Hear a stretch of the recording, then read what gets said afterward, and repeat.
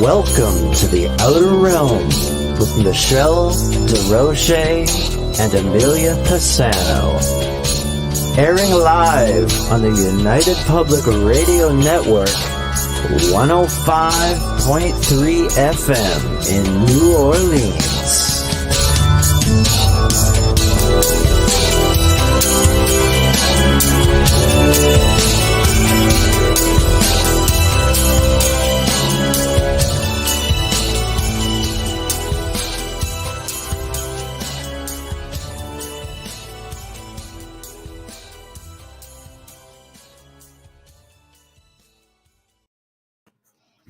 Good evening, everyone. Welcome to the Wednesday night segment of The Outer Realm. We're broadcasting live on the United Public Radio Network UFO Paranormal Radio Network, 105.3 from the Gulf Coast, 107.7 FM from New Orleans. We're fully sponsored by the amazing people over at Folgers Coffee who have been a part of our journey for the last 5 years. So thank you, Folgers. We appreciate you so very much.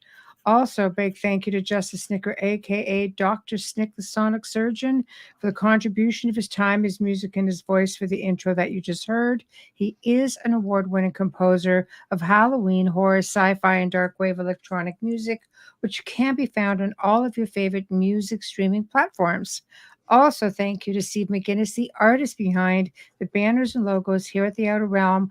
Check him out on Facebook and Instagram. Also specializes in the horror genre, but can do commission pieces of any type. And believe me, he does fabulous work. So it looks like we're having a little bit of difficulty tonight from what I'm seeing on the board with our Facebook. Well, apparently it's just the Outer Realm. CMH. Oh. Yeah, so we're having issues there, but if you are on Facebook, head on over to the United Public Radio Facebook page. Otherwise, please hit us up on one of the YouTube channels, which is where the majority of the chat room is. Anywho, so hopefully it'll get itself rectified. We'll try to work it out as we go along.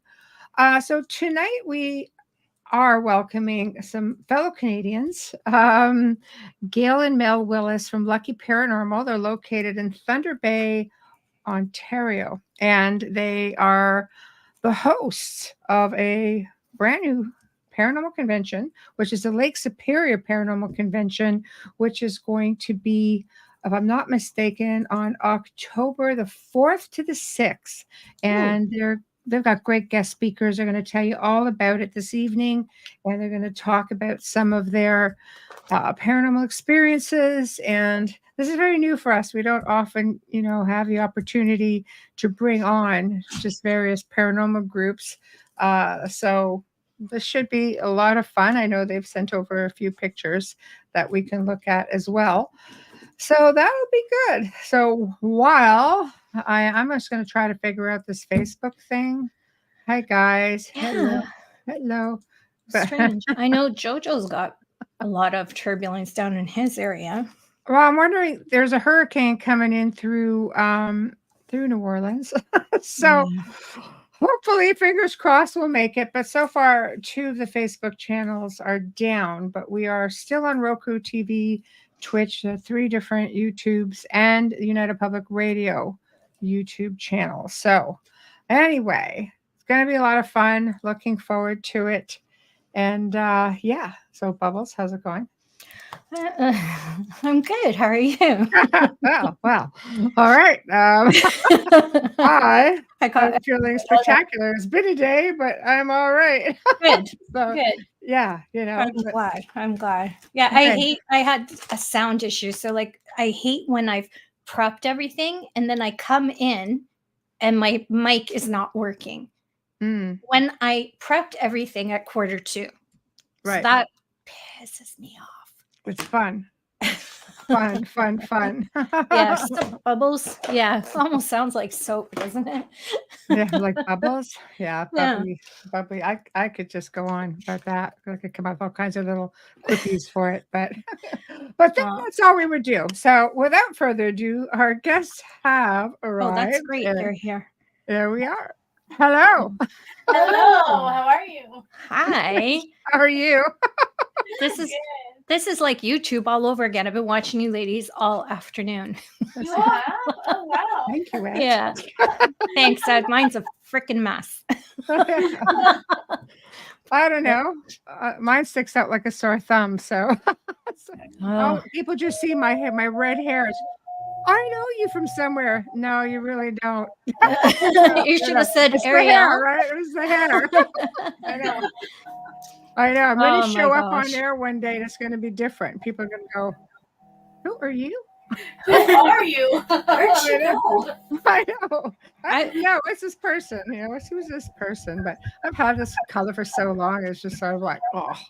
And I'm just, I'm appreciative of everybody who's, followed me for ages and such. But sometimes when I'm out and you're just grocery shopping and, you're just kind of sitting there like a baseball cap on or something. People I was going to say, you have to pull a Marilyn. I know. And they follow me around the store. You pull a Marilyn. Well, it's noticeable. I had red hair at one time and my husband would say, I can spot you in the grocery store. And I went back to my own color and he's like, I can't find you anymore. Yeah, man. Whole point, buddy. But yeah, Michelle stands out. Hers is neon. It doesn't do it justice on camera. You have to see it in the sun. Yeah. No, really a lot of people duplicate it too. I've noticed that. Just saying. I see you, ladies. You won't get there. It's made just for her. So good luck with that. That's true. It's made just for me. I've had a lot of people try. It's like, I don't know what she puts in it, man. That's all I know. It ends up on my head. That's all I know. It's you, though. It's you. It's your signature. Yeah. People need to leave it alone. Well, thank you, Heidi.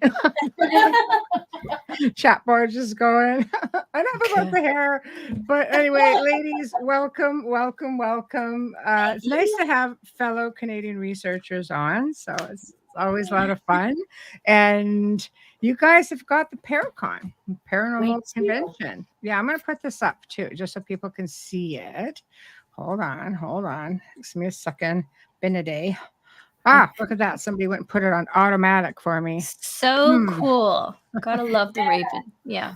We are so excited for that. It's been like blood, sweat, and tears, I think, this whole year trying to put it together, but it's coming. It's coming together. Yeah. You've got great speakers. So tell us who you've got coming in. I mean, we know we've got Laura Lee and Carrie Lynn, of course. Oh, how nice. They're very dear friends of mine. And Carrie Lynn and I have known each other for a million years. And Laura Lee and I, probably for the last handful of years. And they're also fellow hosts here on the network, guys. So both great speakers. On their podcast, both of them. We've been on Carrie Lynn's and Laura Lee's. Yeah.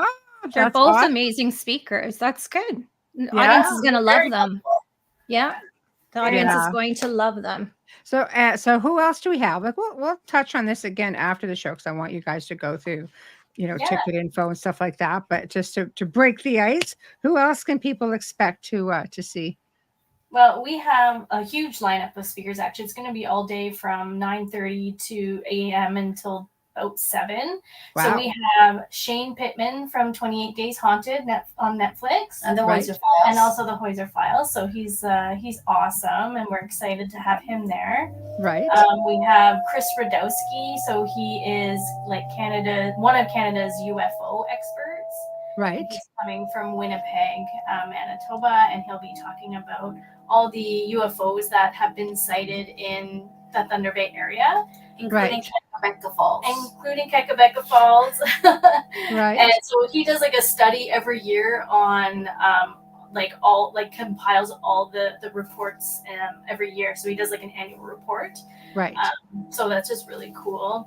Right. We have Jeff Bellinger coming. So of course, Jeff Bellinger, he's fantastic. He's going to be doing our VIP panelist Q&A on Friday night. Yeah, excellent. He's the host, and he's doing a presentation on Saturday, our main event. Beyond the Haunting ladies are coming. Yeah, so they have a show called History's Most Haunted on Haunt TV and also T&E Canada, I believe. Right. So they're two sisters who are psychic mediums, and they travel all around North America doing investigations. So that's going to be amazing. So they're coming from BC, which is great. Right. Wow, And then nice. tonight, yep. And then we have Six Nations. I have to ask, what is that? What is that noise I'm hearing? Is that you guys? Is there a noise? I'm not hearing anything. It's I'm like not- a big whistle. It's Amelia. Is that you? Okay. No, I just turned it back I on. thought New Orleans is under hurricane warning. I'm like, oh, Oh my No, god! but I turned it on mute and turned it back on. I I don't don't know. know what it was.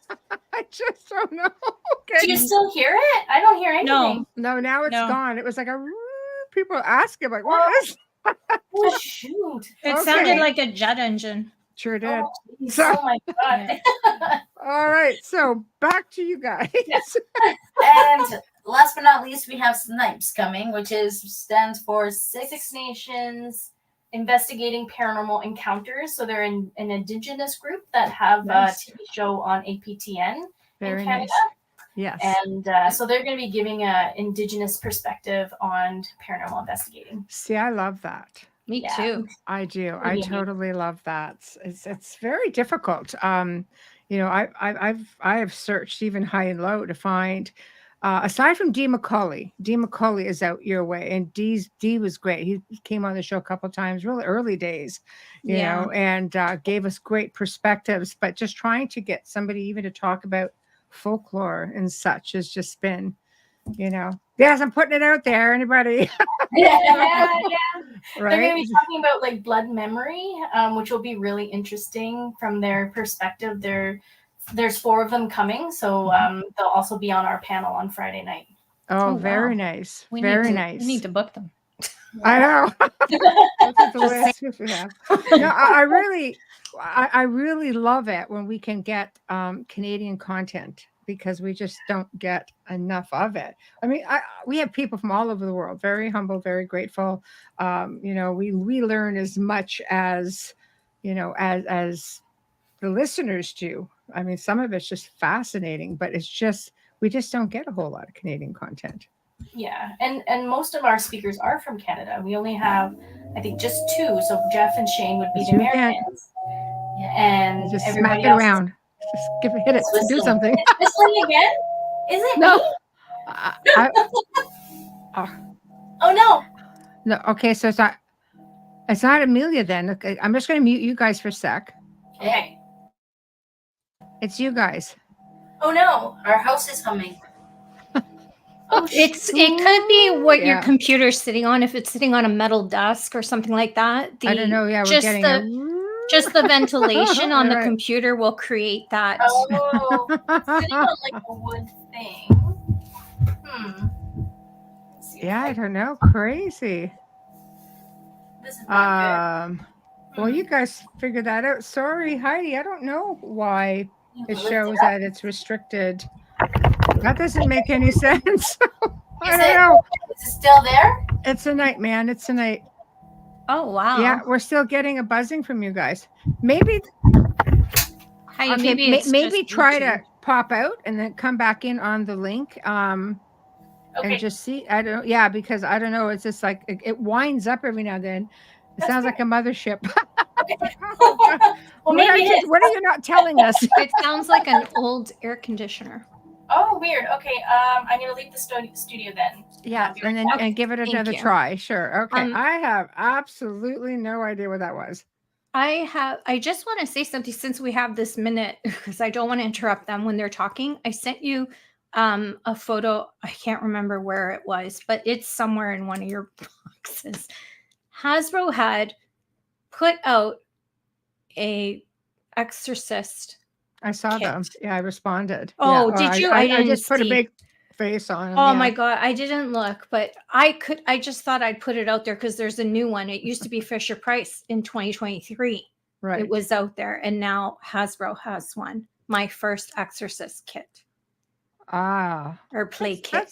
That's interesting. It's going too far. I'm just saying, it's going too far.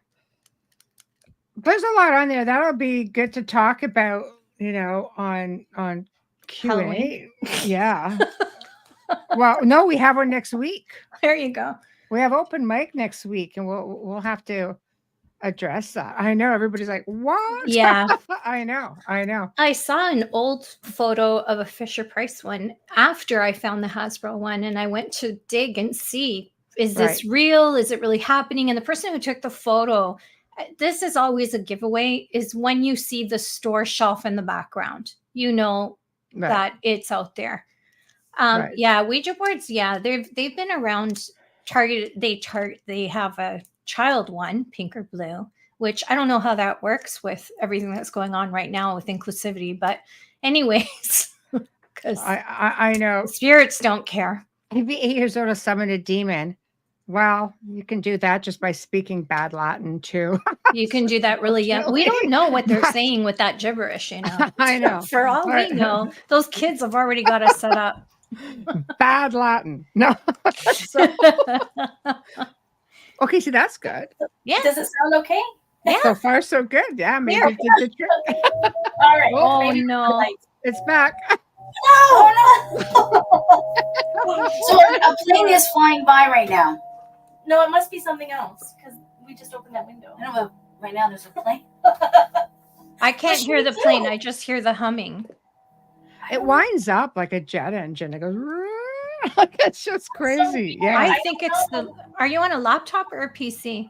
A laptop. Do you have a fan around? No. Okay, the laptop, is it sitting on metal? No, it's on wood. Okay. Yeah, I don't know. Maybe lift it just for a second if you can. Okay. Let's see if it's vibrating against the table. Maybe it is. Yeah. Is it there?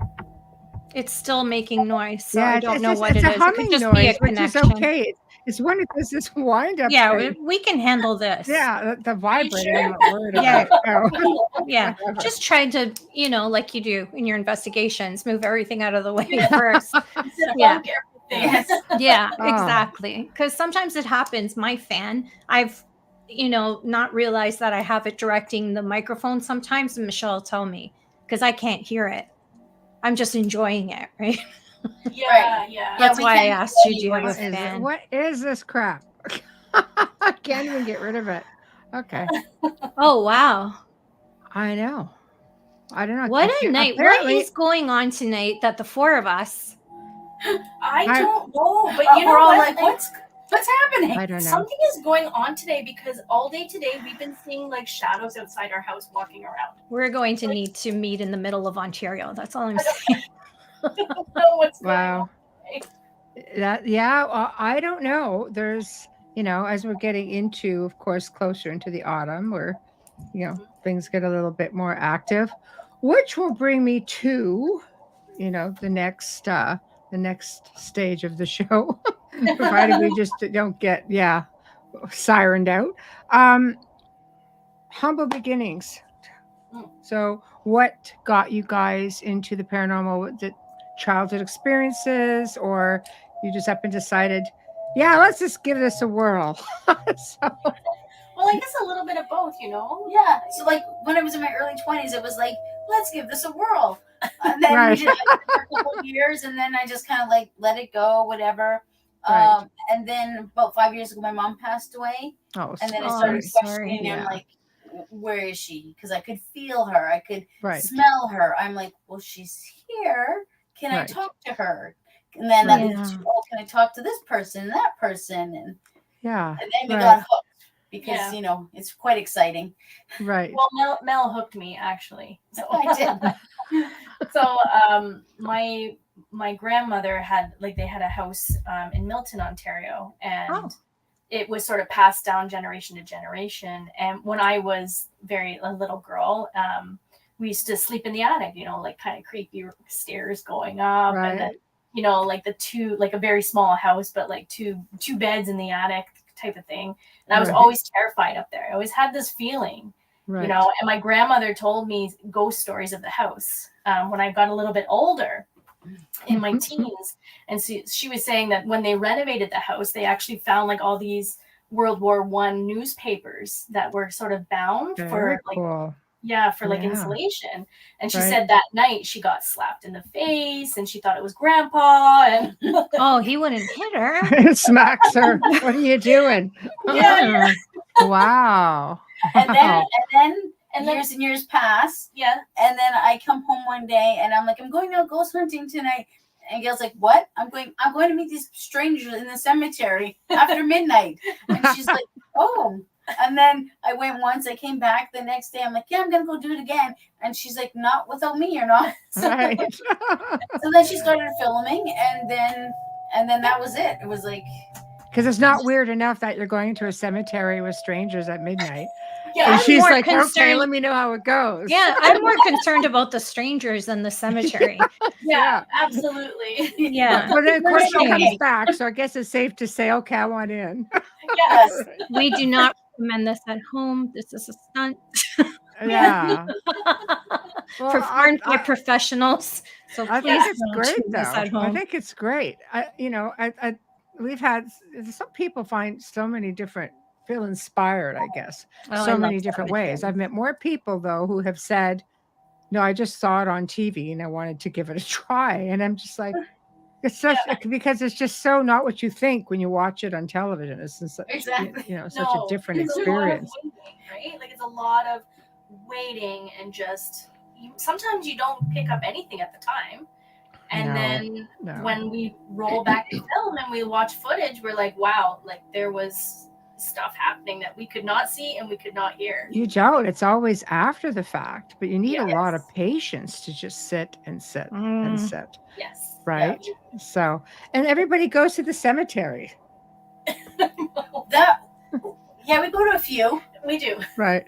Many other places though, but yeah, a couple cemeteries we like a lot. We're like drawn to, Right. I dig cemeteries. For as long as I can remember, even as a preteen, hanging out with my friends in the cemetery, and even back. I mean, I'm really aging myself, but even back in the day, I was going to come up with one of those back in the day stories. Yeah, but you didn't say one day, so it's okay. Yeah, walked like 5 miles backwards in the snow. Yeah.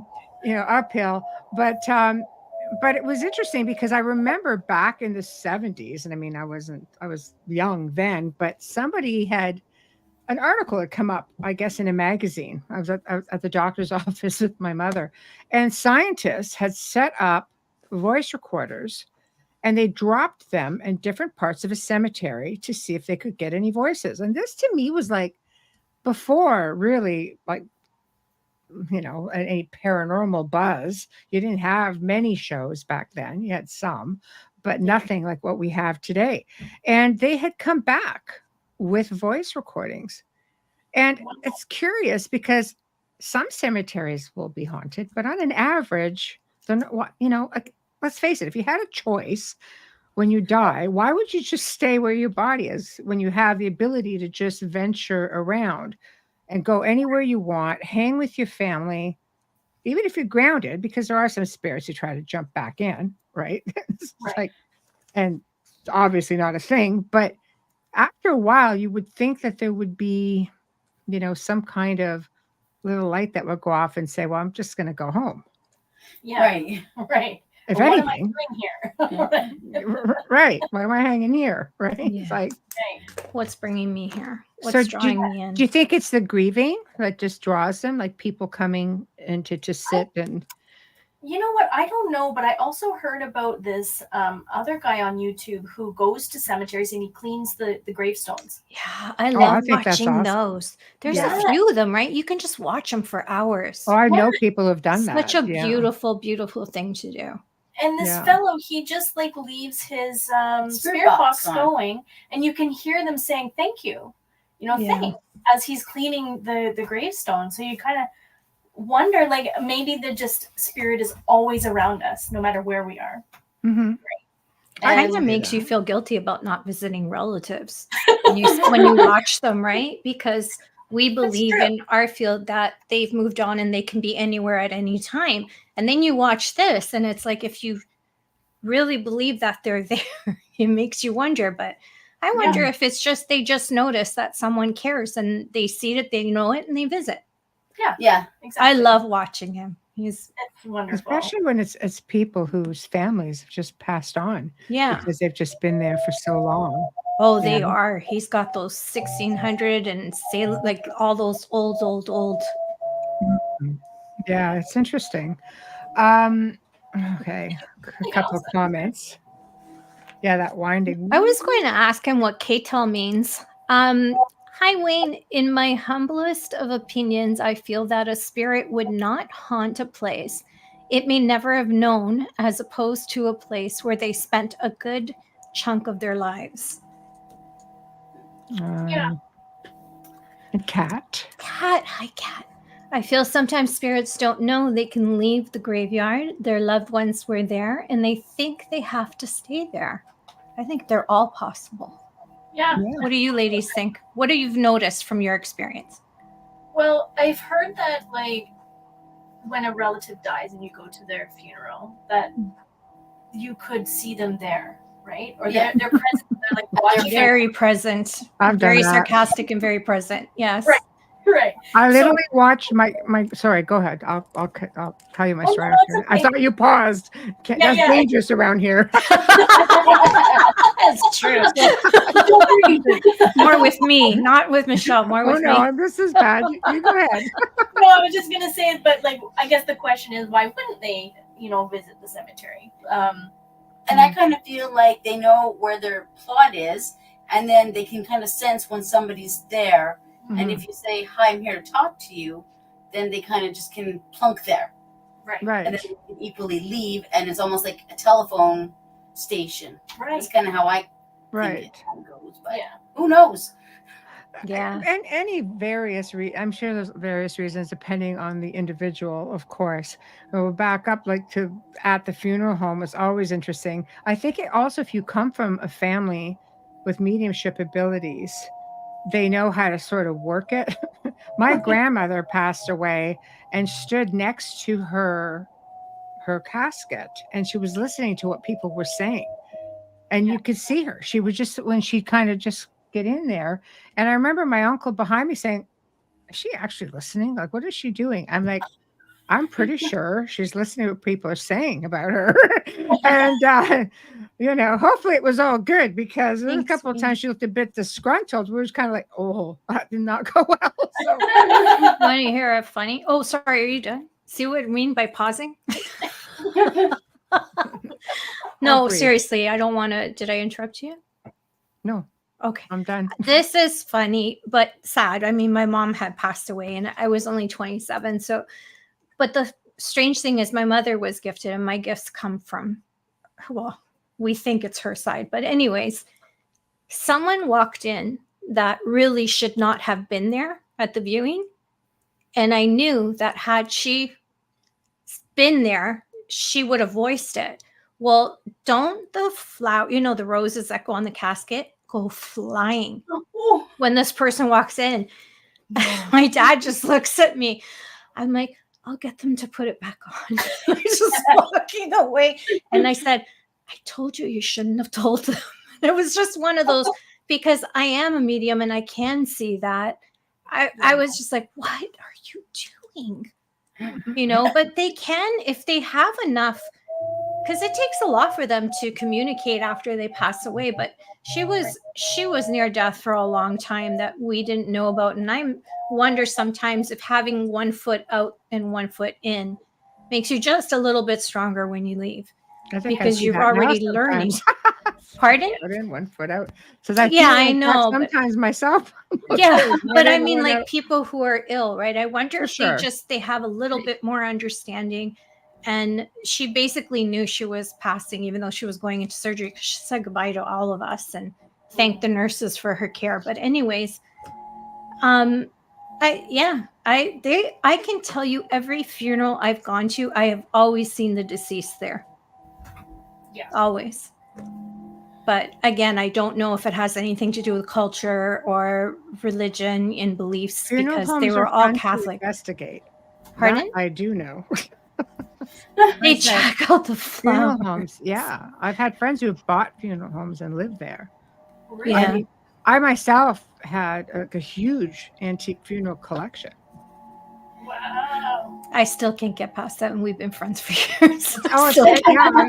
I got rid of a lot of it, but I have, carriage, like hearse panels put away, just beautiful ornate things and pulpits and church, they are beautiful, funeral carriages and things antique like that. though. So antique, yeah, not a like a. Well, no, Wayne has a hearse. No, that's gone. Oh, okay. We've had, But he had one for a long time. Odd. No, I don't think so. I feel like it's like you say, you're finding your past within it. I think you get to a point where you look at certain pieces and you feel like a caretaker. And when somebody says to you, there's a funeral home here that was the very first one in Toronto ever built from the 1800s. And they were closing up. They sold the building, and I went in and just bought a whole whack of like whatever they had, which was like quite a bit. So, I know. So you can clear it, so it's okay. I'm not even worried about that. I'm not even worried about that. That's the least of my worries. But, it just sort of, I think you look at yourself as a caretaker of things, a lot of things. And you guys probably get the same thing where people have said, this is a haunted object. I don't feel comfortable. I don't want it. My very first haunted object was a skull.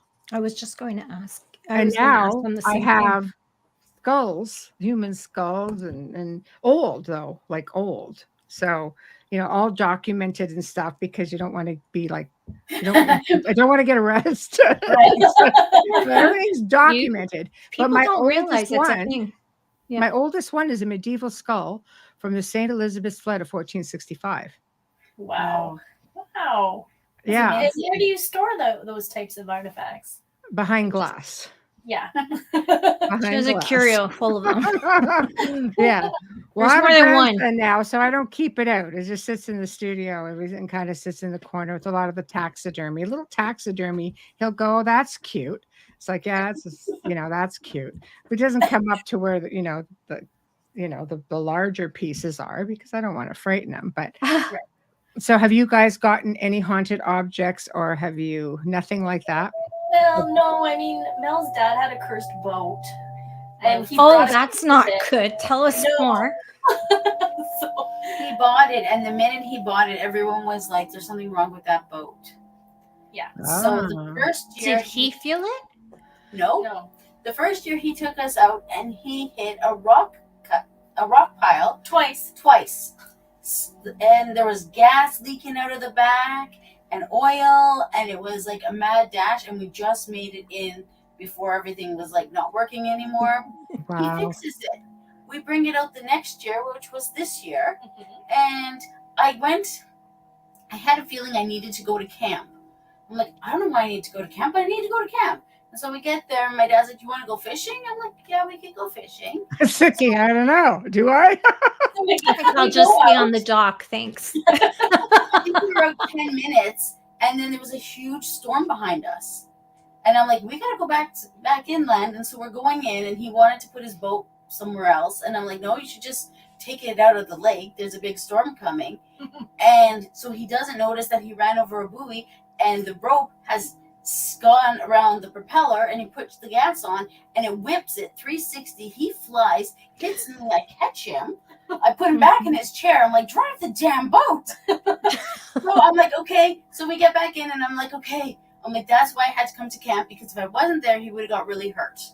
And I'm like, no, that's not it. I'm like, you should come home with me. He's like, no, I'm not. I'm like, you should come home. And he's like, no. So the next day, we're driving home, and we're like, that boat is cursed. Right. Like, we're going to smudge it when it comes back into town. We're going to clean it. We're going to clean it out, make it all nice. Yeah. And so the next day at about 1 o'clock, I'm like, something's wrong. I'm like, something's really wrong. And I was anxious for 4 hours, and then I'm finally like, I'm going to camp again. So I go to get my shoes on, and the phone rings. My dad's like, I'm okay, but... And I'm like, oh, my heart just sunk. The boat pretty much exploded. On its way home. How does it pretty much explode? Well, his truck's... what's that thing? The cruise control got stuck. Oh. And it wouldn't let go. And so he went into the ditch, and the boat went into the ditch. And then the boat flew off of the trailer and went through the air and landed in the middle of the highway and smashed. Oh, yeah. Did anyone get hurt? He was not hurt at all. Nothing, good. nothing at all wrong with him. No. Wow. Luckily. He did take a piece of that boat and was like, would you like this piece of boat? I was like, no, I don't. And he's like, well, burn it in the fire. I'm like, not even. I'm like, it's going in the garbage can and it's going out. Burn it, baby. Burn it. Wow. Yeah.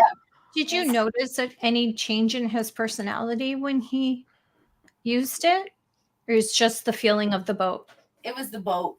Well, like when we were coming in that time when there was the big like storm, it was almost like I thought he was gonna crash. Like he was like, I was like, where are you going? Like he was coming in so fast. Like it was almost like he was a little bit off. After the rock cut, he was actually, I think, scared to drive the boat. Scared to drive it, really. Yeah. Wow. Okay. Did you know the history of it? Did he buy it secondhand? He bought it secondhand. Oh, so you don't. Are know we it. sure it's second and not third or fourth? Oh, and then he was like gonna take the motor out and sell it again. I'm like, you're gonna pass the curse on? I'm like, no, you're not. Salt. we're gonna be Sam and Dean. Salt. The boat is done. Yeah. Salt circle. Yeah, Park I'm it in the with you. parking I'm lot. with you on that. That boat sounds like something happened and stayed with it. Yeah. Absolutely. Yeah. And it's funny because he just called me this afternoon and he's like, you want to go see a boat tomorrow? I'm Just like, say, yes. You did Tell not him it's say going to that snow to soon. me. You're up north. Right. You did not just say that to me, did you? Yeah. So we'll test it out, and if we get any feelings, we'll be like, this is not the boat for you. Next summer. Wow. Next summer. Wow. That is crazy. So I have been to Thunder Bay. I love Thunder Bay. And a long time ago, won't get into that because it was it's a lot of fun. I love Thunder Bay. We'll leave it right there. But checked out a place called the Zoo. The zoo. It was a bit of a bit of a It's not a zoo headbanger establishment. We'll leave it like that. Okay. Yeah, everybody knows me now. I was a headbanger, What so kind it was a lot of fun. But establishment? I spent about a week there, and Really? it really is beautiful and lots of energy. There's a whole mix of stuff up there, and I think a lot of it has to do with maybe because you're just so far north. Lake Superior, which is an energy pool to start with, as many of as all the Great Lakes are really. But I remember being not too far from there, and somebody giving me a Bigfoot story up there, and you cannot help but drive up there in those remote areas and literally expect one to just that or a moose, because I had that encounter up there, up near Kenora. That was an experience. Anyway, but there's a lot of stuff up there. So do you guys primarily, do you get into any of the crypto stuff up there? Or have you had any encounters? I'm scared. Really? Yeah? I'm scared of Bigfoot, actually. It's uncomfortable. We've seen UFOs. That was enough for me. Yes. Don't come visit. Right. Well, I'm with you. You guys can stay at my house anytime. Seriously, I am with you on that one. If you want to see them, you go visit Michelle. Because they're always there. You can see lots of things if you visit me. Yeah. But I would expect there would be a lot of UFO activity. I've had stories from people who do long distance truck driving, and there's a lot of Bigfoot stories up there. Of course, Dee McCauley didn't help with his Bigfoot stories either. Thank you for that. So but there is a lot of Bigfoot stories, and also Dogman. We've heard stories. Oh, is there Dogman up there too, huh? In the golf course of all things. In the golf course, there seems to be a portal. We've heard actually from a retired police officer telling his story about Dogman. But actually, I'm in engineering. That's sort of what I do for my day job. But one of the portals. Okay. one of the big projects in Northern Ontario, they actually have a division that collects Bigfoot sightings, and this is a mining company. So like they take it pretty serious up here, actually. But they're very hush hush about it. Yeah, very hush hush. But it's a thing. Like they don't want to draw people in. Yeah, you get that many sightings that the higher ups get involved. That's very, very interesting. Like almost like Alaska. Yes, we're pretty far up there. No, I mean like the same thing, Alaskan Bigfoot, like the amount of sightings and evidence that they've collected sounds like, we won't say the area because we don't want to draw crazy people to it. Yep. Yeah. But here it's the big black cat sightings, and that the Ministry of Natural Resources get involved in, which is very surprising because there are these big giant black cats that are sighted everywhere from here down to the southern United States. But apparently up here, there's enough of them that they actually go in, they analyze, they've found bones, they have found, which is interesting for a cryptid because that they have found bones and feces and things like that. And they can, they've been able to actually document it. And I read an article about it at one point. It's just like, but I don't imagine you'd find anything like that about Bigfoot or with your local police detachment wanting to get in there and put it official, Yeah.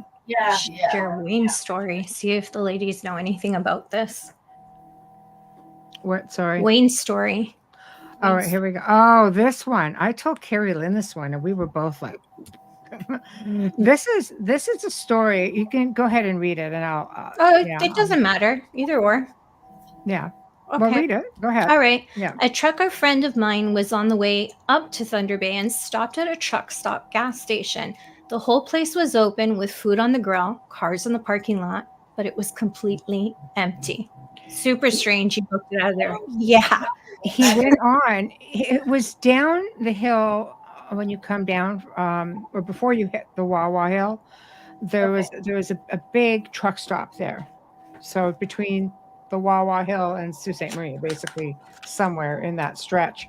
And I think I actually might remember that place because I'm pretty sure I stopped there. It's a fair size establishment if it's the one I'm thinking of, because there aren't many there, at least not back then. And he went in and everything was still. The lights were on, like Wayne says, and the food on the grills, food on the plates, music was playing, cars in the parking lot. He went in and he actually called the police, and he said, "You need to get here because this is just not. This isn't cool. We don't know like what's going on here." He said he took a little bit of a walk to the sides to see if he could see anything and couldn't, and he just got in his truck and hightailed it out. You have to remember too, buses stop there. You don't know if it was an alien abduction. You don't know if it's something. I mean, it's obviously supernatural, paranormal. He never heard anything after that. No, and not even a fire with the food still on the grill. That is odd as well. Yeah. So there's a little. Don't forget to film it when you ladies investigate it, because Gail and Mel are already. I can see their heads. I'm like, what am I doing this weekend? What day can we go there? I want to see it on your YouTube channel. If you go, is it still there? It must be. I would imagine it is, but I mean, this was a really long time ago. Like I would have gone through there. I'm an 80s kid, kind of. So yeah, so it was like in the 80s when I went through it, and I don't know when he went through it, if it was around the same time or but for me, I remember it, and just because I remember the layout of it, which just had a really big parking lot, big square jobber. If it's the same one, I can't guarantee it is, but I know there's not a lot in that stretch. It's it used to be at that time, a pretty barren stretch. It still is. You don't need. But there's a lot of abandoned gas stations and hotels along that highway now. Okay, and it could be, but it would have been a big enough outfit for, obviously restaurant as well, right? Yeah. And you need those space. The long ones too. Well, for trucks to build up, they would be big. It would be have to be a big parking lot. You don't need a building to still be there to investigate a haunting. Exactly. We just need a location. Yeah. Was it a suggest you go haunting up or and down that strip. was it an abduction? Are you sure you Yeah. want to go? And I did don't they know. come back? Did they get sent back? So if you're listening and you were there that night, please contact theouterrealmcontact@gmail.com. If we still talked to the guy, we would have got him to put the story. But when he said the story, I was kind of like, wow. People always feel compelled to just, I have a story. I'm like, right on. Yes. If Yes, the police, you say paranormal. but if the police went there will still be a report. The unfortunate thing is we weren't digital then. Right. So it'll be on paper or microfiche if anyone still has that. The library still does. Yeah. But it might be worth would it might be worth a road trip, and Absolutely. I know. I gotta find out where it was if you're first. listening, you've got to hit up this place on your way up to Thunder Bay. I'll meet Carrie Lynn there. We'll meet halfway. Right. So no, I think it would be awesome. There's a lot in that stretch. I mean, I've spent time in Sault Ste. Marie. I've had a lot of friends there, and I frequented both sides of the border in the Soo.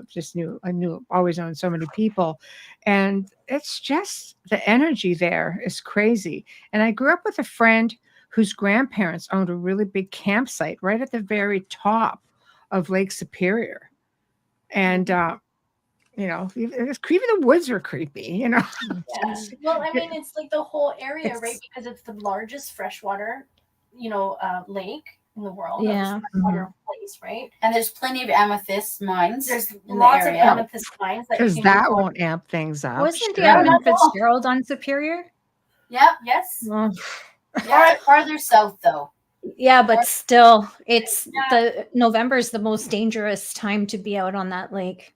Yeah, there's thousands of shipwrecks Yeah, it's in Lake Superior. the ghost shipwreck. How deep does that lake go? Does anyone know? It's Over it's 1,000. Lots. It's huge. 1,000. It's deep as deep as deep. You don't know. I don't know, but it's very deep. It's not Mariana's Trench, but it's Darn deep. well, obviously, Right. ships are going through there. Yeah. There Right. there is a ship that's sunk, and it was called the Bannock. Yeah. Bannock. And there is still a man down in the ship. And I've heard because of this wreck. it's so cold, he's not decomposing. No. And so scuba divers go down there and they see old Whitey going back and forth. I've read this story. How functional would you be it's when not you came back up saltwater. from that dive? Oh, If you didn't expect it and you Right. dive down and see that, don't tell me that doesn't mess you up for life after that. Right. It probably You'd never go again. Michelle would try and take it home. She's like, where is that one? Maybe. Let me help you. Maybe. I'd be with her right behind her. I'd be diving I'll for rescue that. you. Come on. Yeah, No. knowing that it's there Ah. wouldn't scare me. It's if you don't, like Michelle said, if you're taken off guard, because you don't associate Startled. somebody to still be in a sunken ship. Right. So, have anybody ever had any ghost tales from diving that wreck? Like, is he still there? Do you think? He is there. He still is there. No, but I mean, like in spirit. Like, does he haunt it? Oh, good I call. don't know. Be a curiosity, wouldn't it? Because unfinished business. I guess if you see it coming, like the crew of the Edmund Fitzgerald, you had everybody who was below deck. There, they're there. There's just because the thing's down. You just know they're there.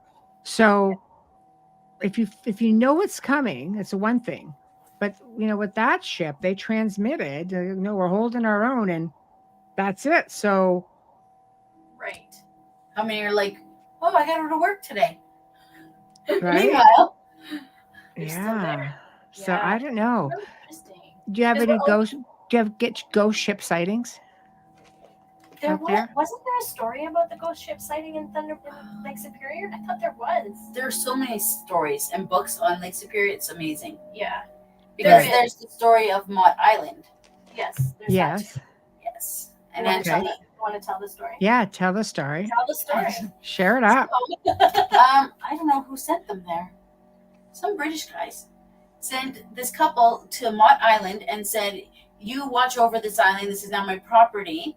I'm going to go back to the land, get some food for you guys, and then bring it back to you within 2 weeks. There was a mineral there, like iron Yeah, or some or sort of like Something they were going to mine. And Right. so he left and never returned. And so they ate whatever they could. And then the man Charlie went crazy and almost killed his wife. And then he died. And then she was having thoughts of eating him. And then it was at that point when they finally came and saved her. And she went on to live 20 more years or something. Oh, I'm glad she didn't take she didn't take a knife to her. Wow. She would have had trouble living with that. She did not have that soup. But you know what? They did make a movie about it. It's called Angelique's Island. I think so. Yeah, it was really good. Yeah. Wow. I need to watch that. That'd be so messed up. How is it a film mention again, that how I've never functional seen? are you after something like that? You know, Right. So that's scary. And kind of investigate that location. Yes. To get yeah. Not a haunted. Well, haunted islands are fun, you know.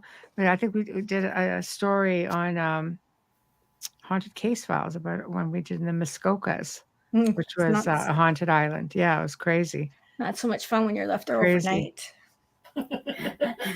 Lots of fun. Lots of fun. It's tough. That overnight business that gets a little bit nerve-wracking. Yeah. Well, knowing that you can't leave the place. Yeah. Yeah, you're totally like a horror film. You're totally by yourself. So you were there until they come for you the next day, and you're sort of like, okay. What do you do for and it was Scooby's haunted Nest? as hell. I mean, we knew people who, I guess they had just put a golf course up there. It was in the process of being done, and cottages were in the process of being built and such. So we had a client who had, they were the builders of these cottages, and there were all kinds of problems. But it was owned by an indigenous, native family, and the cemetery was still there, and it was hidden. Only the owners of the island knew where it was, and there's a big old beautiful lodge, and it's unbelievable. Like, you step back in the 20s, Marilyn Monroe had been there, the Roosevelts had been there. They used to do pony racing there. Lots of history, and haunted as bleep. So it was good. It was a good night. It was a good night. So Like getting stuck at the Stanley Hotel. but Only at least you can run from the Stanley Hotel. There you have a circles. long swim back. Circles. They still got to catch you. Right. So I got all my steps in. Still got to catch you. Leave the stilettos at home. That's all Oh God. No, they give you traction. They could do a bit of damage, that's for sure. Just flinging them. Lethal weapon. But, yeah. So you guys have traveled abroad. You've sent some pictures. So tell us about Chillingham Castle. Chillingham, amazing. The most haunted castle in England. Yes. In the world, I think, actually. Well, the shirt says England. Okay. And we were like, okay, so when I was like 20, I used to watch like, what was the show called? I don't know. World's Scariest Places on Earth.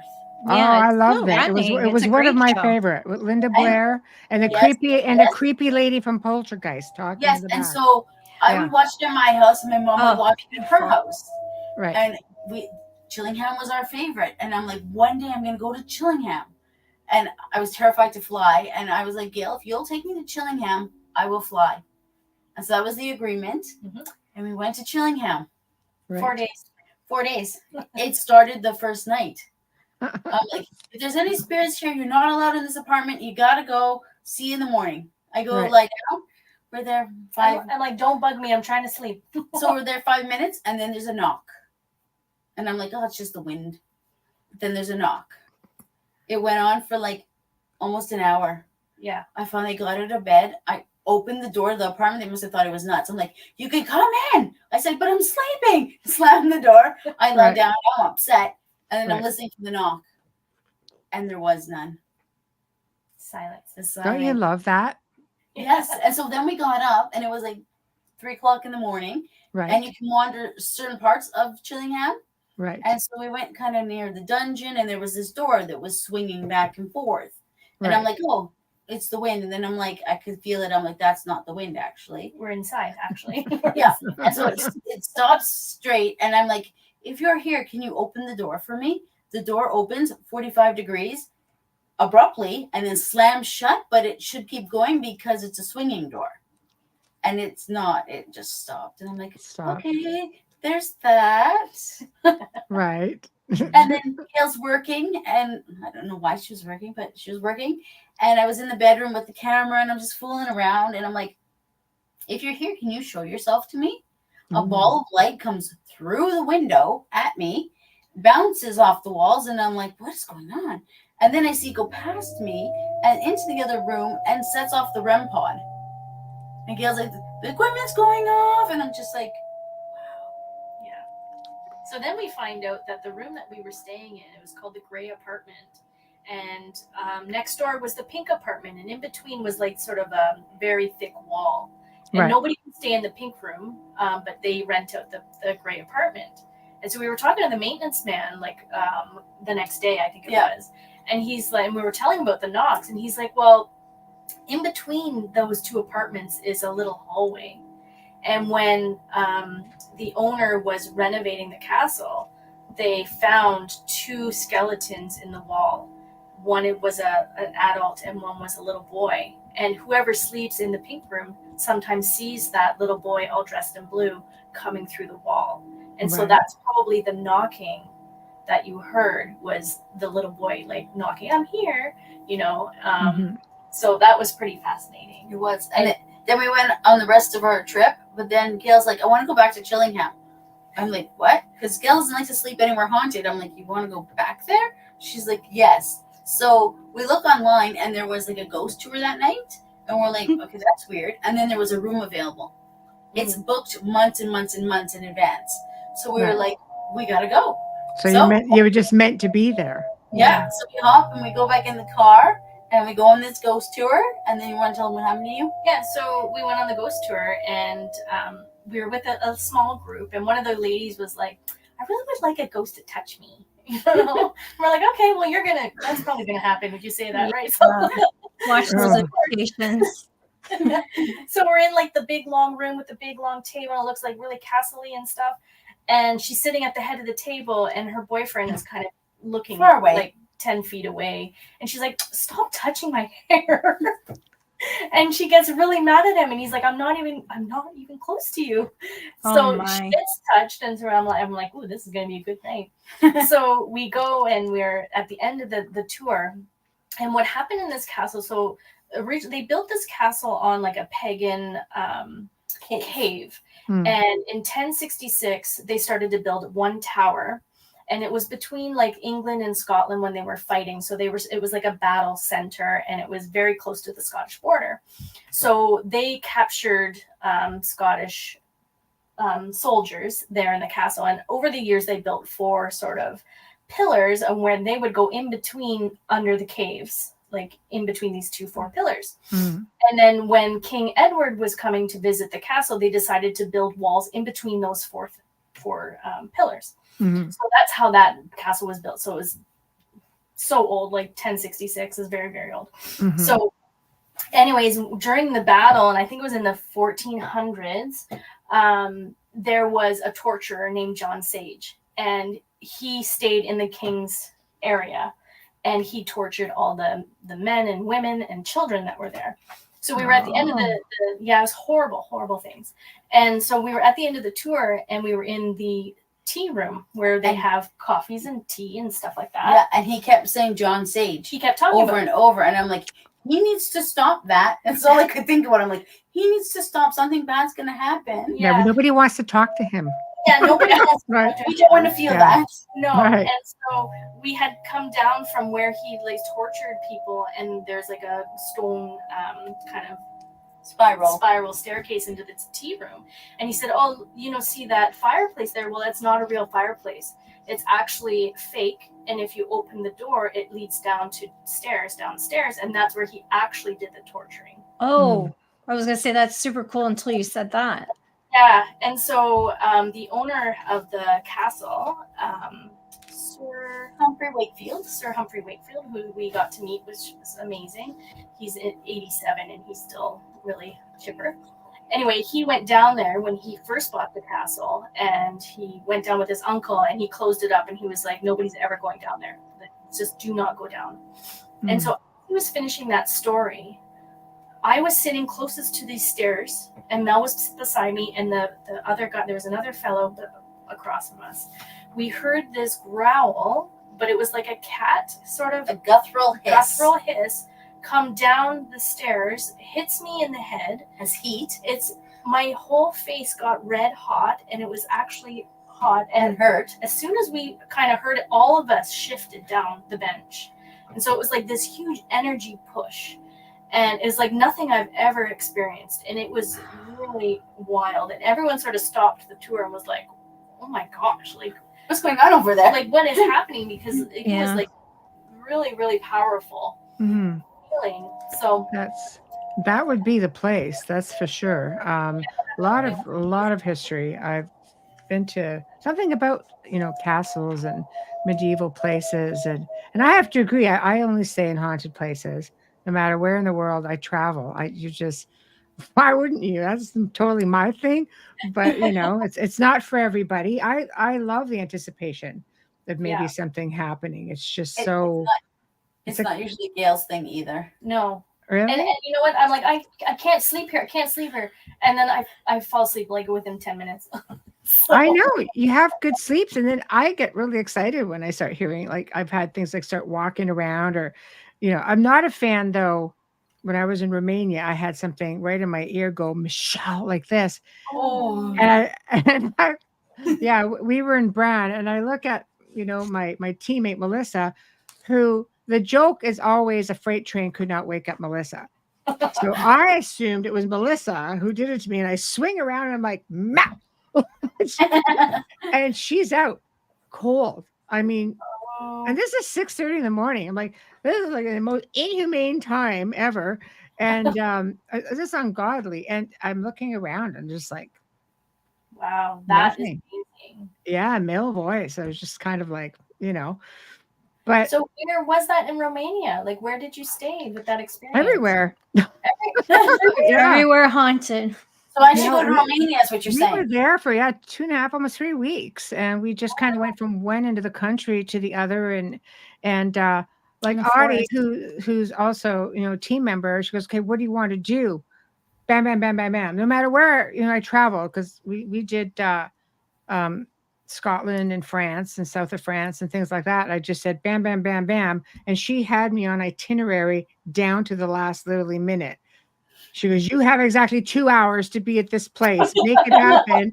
And I'm like, but I'm having fun. You don't have time to have fun. Yeah. You need someone with discipline to keep you. Oh my gosh. I was just like pouty and I couldn't just see everything I wanted to. But I did see everything I wanted to. I just wanted to see it longer. But but it was a lot of fun. I love to travel, but it's for the the excitement of everything, it's not just a haunting. For me, you look at a place like Chillingham, you're looking at just like, I love history and architecture. So I'd be there just looking at all the architecture. And sometimes something can just hit you in the face and you would probably be like, it's just, what was that? Like, it was the wind, The guy who owns it, Sir Humphrey, is actually a antique collector. Oh, so he's got cool so it's all full of antiques everywhere and weird things, and you're like, okay, that's strange. Weird things, my kind of guy, yeah. With all like different torture devices and such. Oh yeah, well, hey. I was like, okay. It's just like, you do you. Yeah, I love that though, because again, it's the history of it. Things like this are. I had a friend, somebody I'd filmed with. His name was Billy Jameson.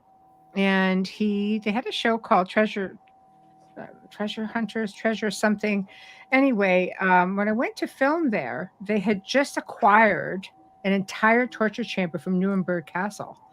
Wow. And I know. And I don't think when we were filming, they said, well, we have something to show you. And I think they expected me to just go, oh. And I walked in and I went, oh, there's a playroom. But I'm looking at it from like, this is like historic, not because of what it was, but what it was historically, because you see some stuff, but to see something that is completely intact and took 5 years to bring in and red tape, like galore, because like, what are you going to do with this thing? You're going to turn into, like, you're going to be the next serial killer. What is this stuff? And it took a lot, but just fascinating. But you guys have pictures, so Oh, I love show and tell. do you? I mean, obviously, show the bigger, like the setback one first, and then okay, and you guys can describe that. Those of you on audio, you might want to swing over to YouTube. Here we go. This the castle had just opened up for the day, and the guy Richard who opened the doors, he opened one and he opened the other, and I took a picture. There was nothing on the side of this chair, and then I took another picture, and then that thing is there. Is that thing?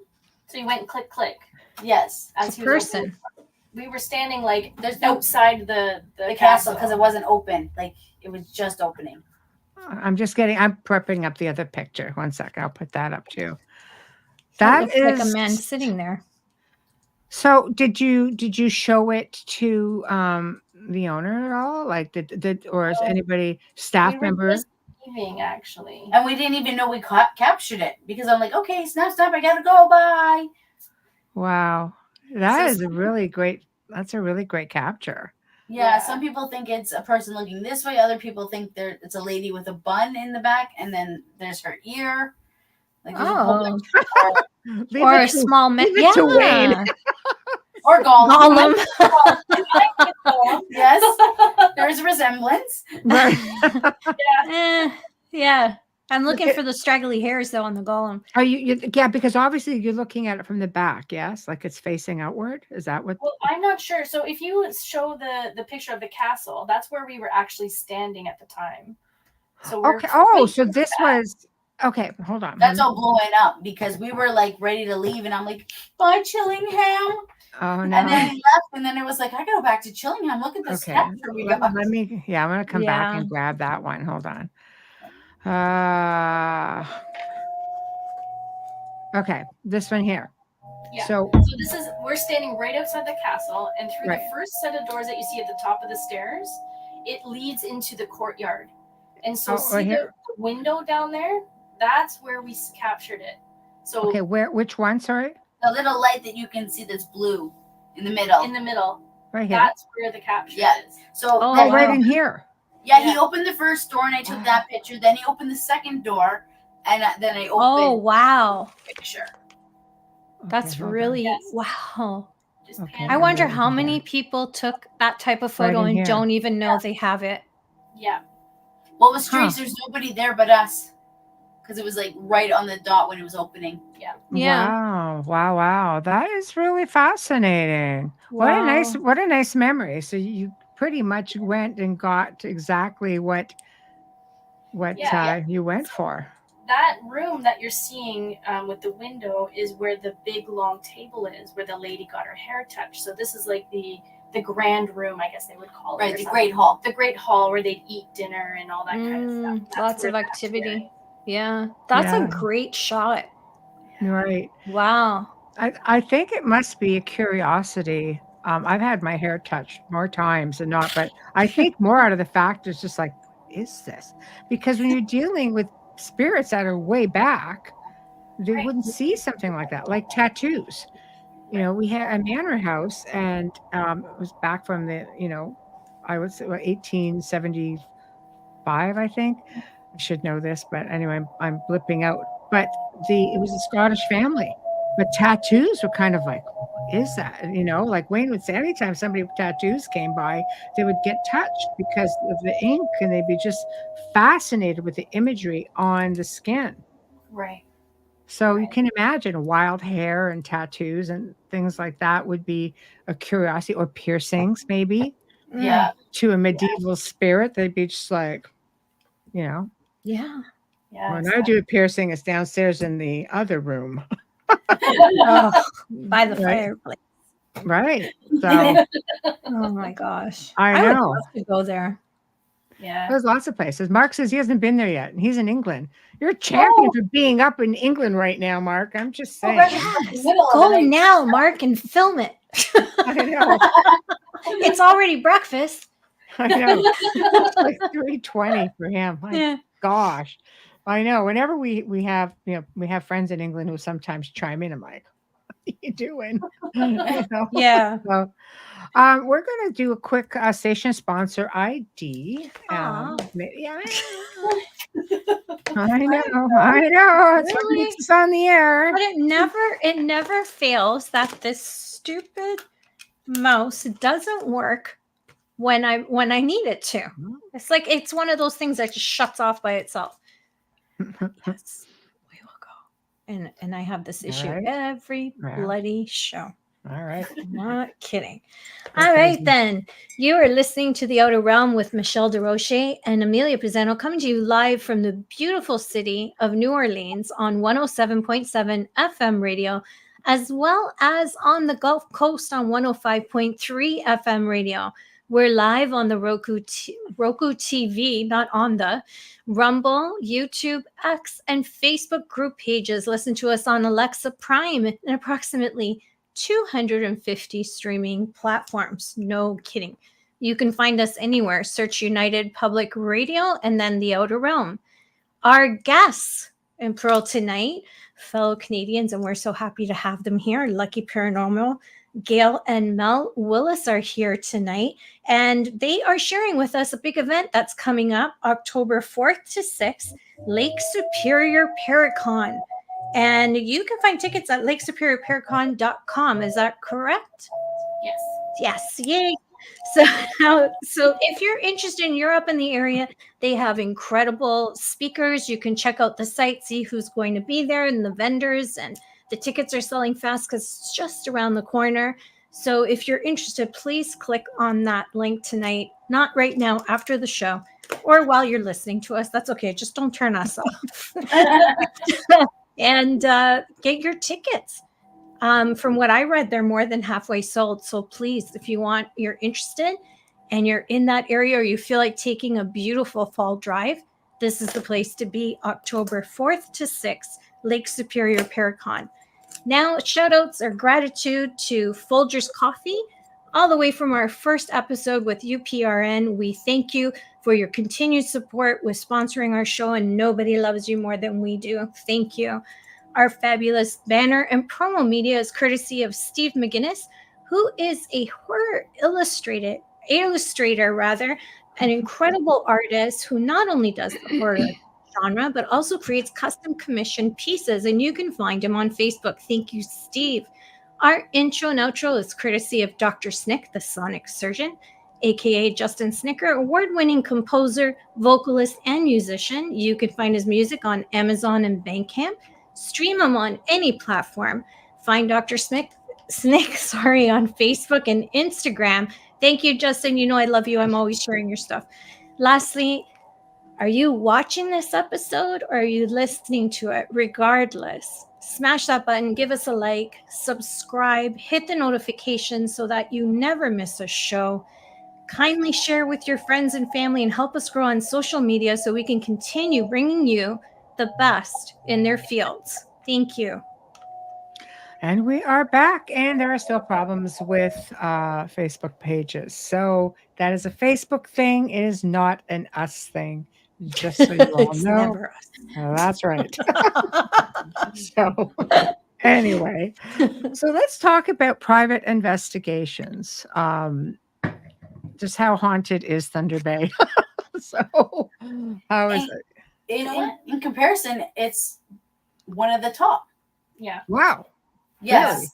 Really? Yeah, Okay. and we have traveled, so we've been to like Minnesota, Michigan, Nevada, Illinois, Mhm. and the stuff that we've captured in Thunder Bay is like just phenomenal. Yeah.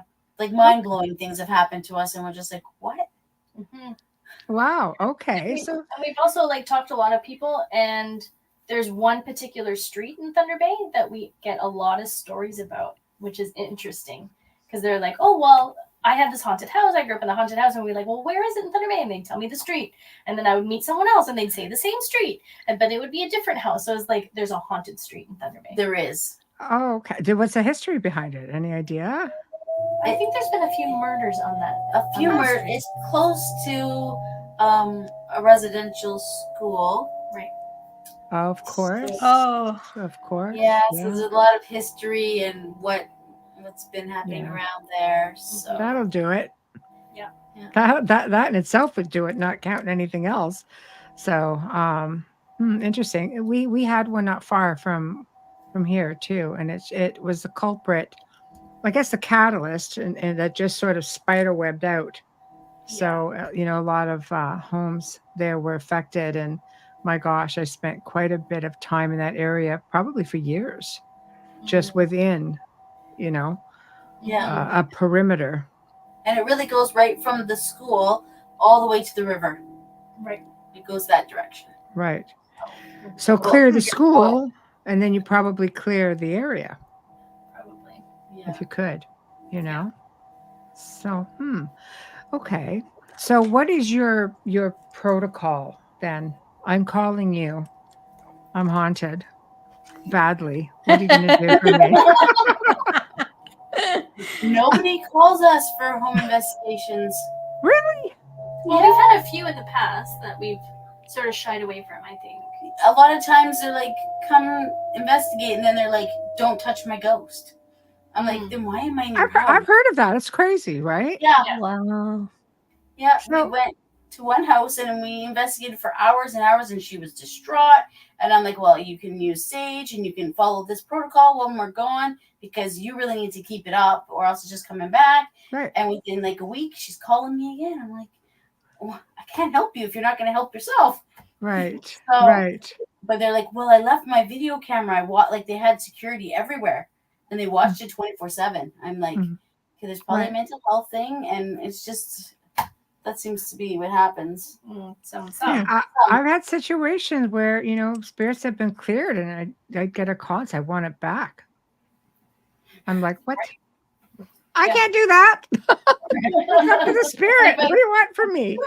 Wow. I think, you just get so accustomed to it. I after a while, I just I didn't do really benign hauntings anymore. It's just because there was just so many people who didn't want to do the malevolent ones that it was easier to just refer people to people who just wanted to go in and have a nice experience. And maybe some people just want to communicate with their spirit people. You know what I mean? They don't want them gone, or they just want to have an understanding of who they are and how they can properly communicate with them and make sure they're not being tricked by something maybe more malevolent. Yeah, right. Mm-hmm. Right. And there's a group in Thunder Bay that does deal with negative entities, and that's all they deal with. Right. And so I'm often like, you can call these people because they'll help you. Yeah. Right. We don't want to do it. Yeah. I know. Wow. I used to get a lot of those. Yeah. We did clear spirit at a cemetery. The spirit box, a guy named Steve kept coming through. And you could sense that Steve was upset and he did bad things. And we're kind of like, okay, Steve, go to the light. He's like, no, I'm going to go to hell. So we had a whole conversation. No, you're not going to go to Salty thing. Yeah. You know, he did bad things. And then a female voice comes through the spirit box and says, Steve, I'm in the back. And so we're waiting. And then we're like, Steve? Oh, my. I never heard from him again. Yeah. So, Wow. that was one of our first experiences. So have you ever gone into a place that was supposed to be benign and ended up being completely the opposite? Dun, dun, dun. Negative experiences. Chillingham was negative. There's Ancaster. Ancaster was whoopsie. Ancaster was one. Is not someone's house though. It was like an old ruin. That Ancaster, where? Ontario? Where, Ontario? Or they were talking about the Hermitage. Yes, the Hermitage. I've done that one many times. It's fun, isn't it? It is fun. It wasn't fun. No. Did you hear all the chanting and the drums down like in the off the ravines? We had a male voice come through talking about the war, and he made the whole we plants moving, like the whole trees started to sway, and then he had like this awful cutting noise. Because we were recording and we were joking around because we had just come from Gettysburg. And so we're like, hey, were you in the War of 1812? I love Gettysburg. Yeah. And so we're talking, and then we play it back, and we're like, are you from the War of 1812? And you can hear this guy go, I sure sure was. And I'm just like, we're all like, oh did you bring back a hitchhiker? not then. Another time I did. And then we hear him say, it's like heaven, doom. And that's when the wind just came and like almost blew us over. And we had a psychic friend, Kate, with us. And she's like, we need to leave now. I'm like, I'm out. We like ran out to the parking Don't lot. worry, I'm listening. Wow. Yeah, there's a lot of activity there. Even Aberfoyle Mill. I was there just for a business dinner, and there was tons going on. Wow. Yeah, that's pretty tough because no one at that table, one person knew what I could do. So it was very uncomfortable because it's a business dinner. Not my business, my husband's. There's so a lot I'm of just like hidden gems. Yeah. Right. A lot of hidden gems. Yeah. Yeah. We did go to Pentatanguishene, to the Carl Beck house. I love it. I'm from Sudbury. So yes. So Penetang. I know it well. Yeah. We're sleeping, and all of a sudden at 3:00 there's this giant noise, and I'm waking up. But as I'm waking up, I'm getting pulled out of the bed. I'm like, what the hell? And then we had like this influencer guy connection. We were doing it with him, and his girlfriend was freaking out. So I ran out there. I'm like, nothing happened. I'm like, I just moved in the bed. Stop the process. It wasn't me. Right. Nothing happened. And then the next morning I was like, holy shit. Holy shit, I got pulled out of the bed. That's the worst feeling. It's a big indigenous, like the Huron were really, really big in that area. So then we're finished and we ran out. We didn't smudge. We didn't say really? We didn't do anything.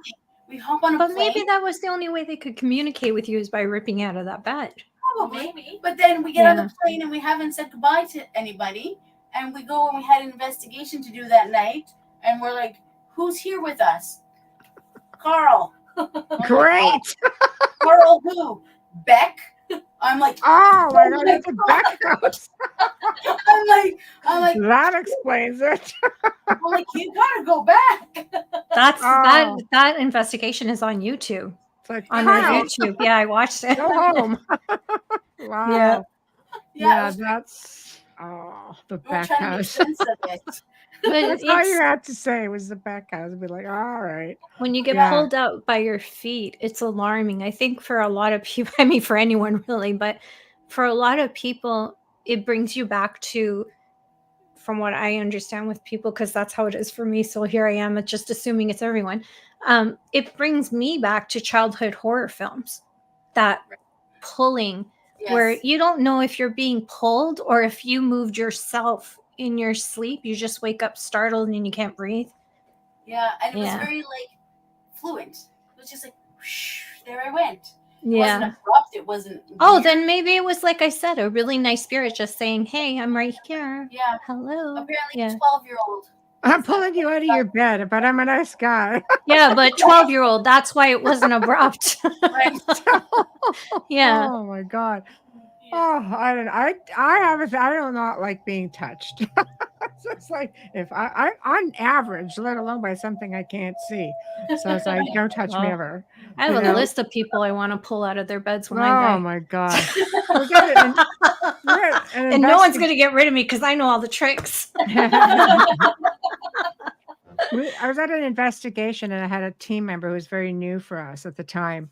And my hair went up like this. And I spun around like, Brian, I said, did you just touch my hair? I'm funky about my hair. He goes, oh, never touch your hair. So I was like, okay, so it's something else, which is worse. That's an eerie feeling. I know. Hair is an eerie feeling. No matter if it's a human or a spirit, it feels weird. Yeah. It gives you It can't seem to help it though, because of the color. I'm sure of it. It's just like. Yeah, it must be. Sometimes I get like a little tickle on the top. I don't know if you ever felt that, like a little tingling. Yes. Do you think they see in color? I don't know. Why not? I don't know. I've never asked that question before in my life, and I've been doing this for how long? I'm just curious. They do describe things when you're asking them questions. Yeah, I'm just wondering. Spirit kids always touch the bottom of my hair because it goes down almost to my waist. Because they can reach it. They pull it. That's when I always know it's kids because they come down. Yeah. That one, like I'm fine with. I think when it's up here, it's too much like in my personal space. It's just, you got your zone. Like, you just don't know what Stay out of my zone. Children are usually for comfort and help, but when it's an adult spirit, you just don't know what you're going to get. I don't know. Some of them like to pinch. Yeah. Some of them like to, poke you. Yeah. Don't poke me. I hate that shit. Don't poke me. I hate being pinched. That pisses me off. I'm ticklish as heck, so nice. No. We're going to the next dimension if you try that too many times. I startle easy. I like to be warned before they move something. Yeah. Because I will jump out of my pants. Like I'm just saying. Like, there's not much I'm afraid of, spiders and snakes, but I mean there's not much I'm afraid of, but you could startle me so easily. That's why I could never do what the two of you do, because there is a lot of those situations where you're like, right? Well, sometimes, because I'm usually the one just filming, so I almost feel like I'm removed from the situation because I'm always just looking at the little screen. You're giggling. Yeah, I'm like, you see the camera going like this. I see her laughing. You can hear her too. Yeah, and then sometimes if I get frightened, she's like, "Go back in there to get the shot." Why are you running? What did you feel? Why are you getting off the couch? I'm like, oh my gosh. But don't you love it though? Like you just kind of get tossed back into the wolf den. Just get back in there and do it again. And I'm more than willing to go. I'm like, yeah. Let's see if we can recreate that. So how are you guys then with just sitting in a dark place by yourself? I'm fine. Yeah, being like a trigger object, like you have to sit there by yourself and do a voice recording and being there alone and waiting to be touched. And it's very rare that we actually do that. I wouldn't do that. I don't think I would. I think it's good that you're both different because you balance each other out. If there's something that might be dangerous or you need to push a little bit more to venture in, that's a good balance.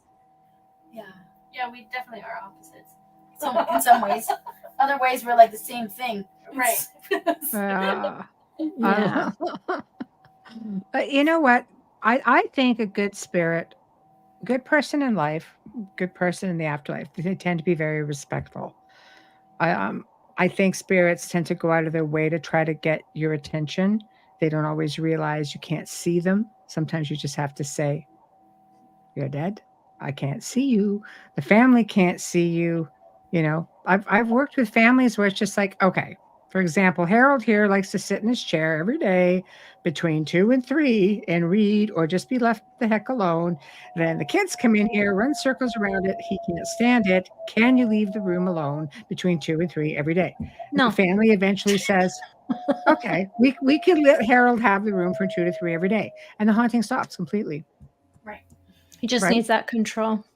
Well, he just wants the consideration, I think. This is my home.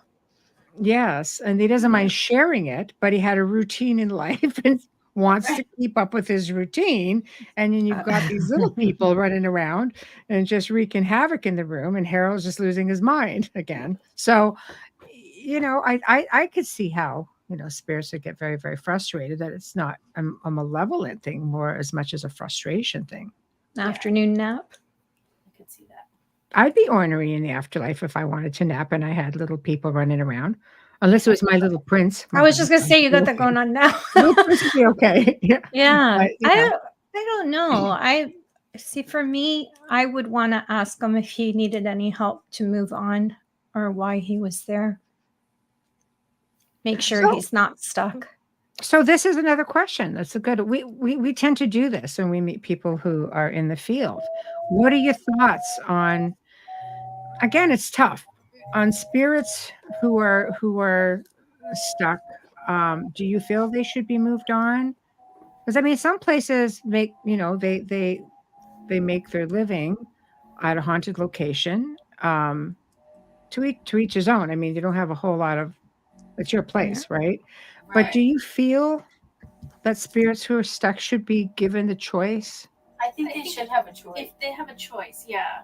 I wouldn't do it just for the sake of doing it. I think that we would sort of try to communicate on whether or not they would like to move on, if they need help.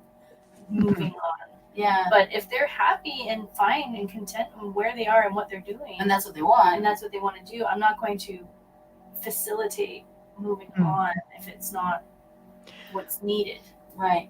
There's another group that I know, and they went to a place in Minnesota, and they have to sign a contract saying they will not move on the spirits. But I'd be sued after that because I'd move them all on. And then the spirits I'd be sued. That's not our place to do, right? Right. I think that what Michelle was going to say, I already know what she was going to say, so I'll just let you say it. No, I believe that once I've many times throughout the past have moved spirits on and just said you can come back if you want. I think once you go over once and you realize what I can come back. Sometimes they don't want to, they realize, but sometimes if they really love a place, they just come back in visitation, but they leave all that baggage behind, they come back and they really are happy to be there. They don't have those hang-ups. Less vulnerable to the dark side too. Right. Sorry? They're not vulnerable to the dark side if they've ascended, like where they've crossed or however you want to put it. Yeah. And if they believe in a life after life, we learned that one last week, a life after life. They may want to see their family and their pets. And, it's important to explain to them because a lot of people who pass away who are not in this field, and I learned that from Michelle, is they don't comprehend that there's you can go and come back. They only understand that if they did something wrong, they're conditioned to believe that it's not going to be light. It's going to be dark. So it all depends. I can tell you honestly, they would not want me there if they want to keep the spirits there. Yeah. I wouldn't agree to it. All these people listening saying, do not let Amelia Pisano. It's okay because Amelia Pisano doesn't go into investigation, so it's okay. It doesn't matter. And I'm a remote viewer, so there. Sorry? I was like, why don't you just ask the spirits to meet you on the sidewalk? You've left the property, you've invited them out, and you can do your thing. And you didn't break the contract, right? Well, you know what? I mean, who are we to say who stays, who goes? Right. I mean, if it was a child, I would hate to think that I had a child, let's say, who passed away very young and who was stuck and people were, engaging and not assisting. I look at them just as people without bodies, so it's very difficult. I learned the hard way. Yeah, I had a spirit for a long time. And Michelle goes, "Why is she still there?" I go, she's my friend. But she wreaked all kinds of havoc, bugged the dog. I'm like, she was, but it didn't happen till a lot. I never really noticed her until I got married and moved. I never noticed her because she came with a chair kind of thing. And I didn't notice because it was at my mom's house and you're in and out. I mean, you're not really home when you're that age, right? And then when I moved here, it was so quiet and getting used to the noises. It was like, hey, hold on a second. Dog's losing and its possessive. mind. Well, before the dog, she was very possessive. And it kind of scared me when I had my daughter. So yeah, there was a long story to that because she was around a long time. I met Michelle in 2018. I got that chair when I was about 17, 18 years old. So yeah, that's a long time. Haunted items, spirits that get attached to probably things. 88. 89, spirits that want to know, where's the key to the safe? Where's the will? So what's the funkiest? Why are you sitting in my chair? Why are you in my chair? Not in your chair. Why are you in my chair? I have like 20 chairs. Take the dog off the chair. You're out of my chair. He was always in it. I think he did it to spite her. But what's the funkiest thing you guys have come across at investigation? Like, what's the funniest thing or funkiest where you kind of been left going? What's that? Just recently, actually, we were at a local pub that used to Pubs are fun. Yes, it's a pinball pub. There's always something else to do if there's no spirits. Yes, Other spirits. Before that, it was a Christmas store. Oh, and then wow. Before that, it was the house of George and Sarah Koo. and their children. Okay. They were very religious, and he was a Mason. Right. So we decided that we were going to bring a Bible as a trigger object and a rosary. Right. We set it up on the cement bar. Yeah. And 3 hours in, it sat there, nothing happened. We decided we're going to go to the bar and have coffee because it's like 3 a.m. And so I'm sitting there because I don't drink coffee. And one of the members goes behind and says, "Oh, this is good coffee." As she says that, I see this cat ball kind of levitate off of the Bible and then just drop and then turns on and drop, bang. And I was like, oh my God. I'm like, did I really see that? Did that really happen? It was amazing. Wow. And that So- video also happened on there? YouTube. What did it do? What is the bar and the noise? Oh yeah, well yeah, we heard we were investigating upstairs and we heard a very loud bang that happened downstairs. We went to investigate. There's nothing that moved, but when we had a camera there and it had moved the camera, and we just could not debunk that at all. It was so loud that it vibrated the table. You ladies need to promise me, Gail and Mel, you'll look up the Far Side Lounge in Colorado. It's been on television. I think if you ever make it to the States, the two of you would love this bar. It is completely active and right in your face. Active. It's an old Colorado city. So And what is the bar called again? Far Side Lounge.